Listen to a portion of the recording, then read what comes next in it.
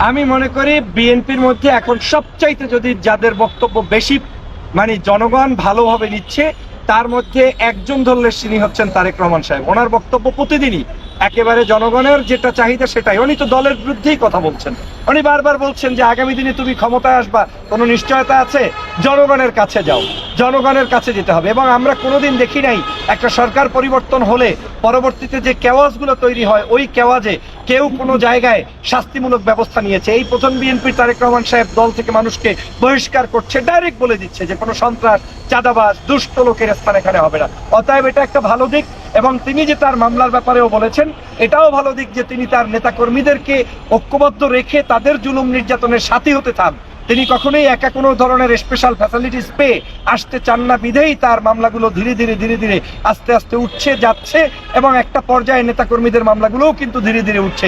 সেক্ষেত্রে আমি সরকারকে অনুরোধ করব আরো দ্রুত, যারা গত 16 বছরে, এবং সেখানে কোনো একপেশে রাজনীতি করার দরকার নাই, গত 16 বছরে বিএনপি, ছাত্রদল, জামাত, শিবির, হেফাজত, চরমনাই, আলিয়া, কওমিয়া, এক বাক্যে শেখ হাসিনার কাছ থেকে যারাই নির্যাতিত হয়েছে প্রত্যেককে আপনার ছেড়ে দেওয়া উচিত, তাদের এই মামলাগুলো থেকে প্রত্যাহার করা উচিত এবং দেশপ্রেমিক নাগরিকদেরকে রাজনৈতিক ওয়েল স্পেস তৈরির যথাপযুক্ত ব্যবস্থা তাদের এখনই করা উচিত বলে আমি মনে করি।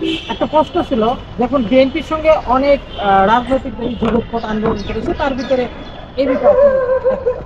এবি পার্টির যুগ্ম সদস্য সম্পর্কিত আসাদুজ্জামান ফুয়াদ উনি বলেছেন যে 16ই ডিসেম্বরকে উনি বিজয় দিবস মানেন না, উনি নতুন দিবসের খোঁজ করছেন। আমি মনে করি এটা ওনার একটা টেকনিক্যাল বক্তব্য হতে পারে। 16ই ডিসেম্বর আমাদের বিজয় দিবস, এটাকে আমাদের মানতে হবে। 26শে মার্চ আমাদের স্বাধীনতা দিবস, এটাকে আমাদের মানতে হবে।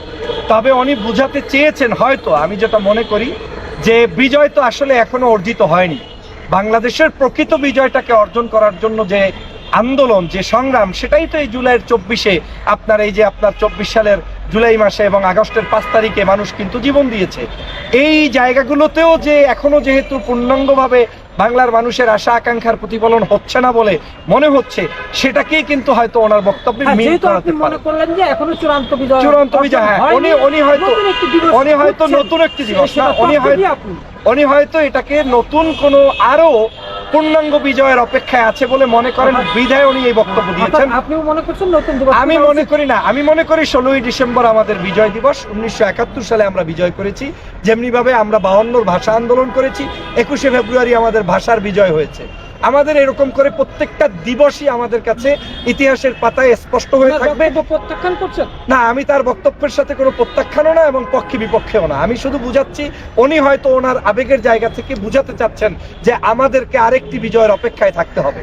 কিন্তু আমি বিশ্বাস করি বাংলাদেশের প্রত্যেকটি আন্দোলন সংগ্রামের বিজয়গুলো কি ইতিহাসের পাতায় থাকবে। যেমনিভাবে 26শে মার্চ কালুরঘাট বেতার কেন্দ্রে শহীদ রাষ্ট্রপতি জিয়া রহমান স্বাধীনতার ঘোষণা দিয়েছে, ওই ঘোষণার মধ্য দিয়ে বাংলাদেশ স্বাধীন হয়েছে। আবার বাংলাদেশে আপনার 52 ভাষা আন্দোলন হয়েছে, সেই ভাষা আন্দোলনে 21শে ফেব্রুয়ারি আমরা ভাষা আন্দোলন পালন করছি। এবং দেখেন, এই যে ভাষা সৈনিক, আমি তো স্বীকার করি গোলাম আজম সাহেব ভাষা সৈনিক, কিন্তু আওয়ামী লীগের আমলে তার নাম তো নিতে গেলে আপনার অজু নষ্ট হয়ে যেত, আপনাকে তো কেউ কোনোভাবে মেনে নিত না। অথচ তিনি ডাকসুর একজন জিএস সম্ভবত ছিলেন, তো তিনি কি একজন সৈনিক না?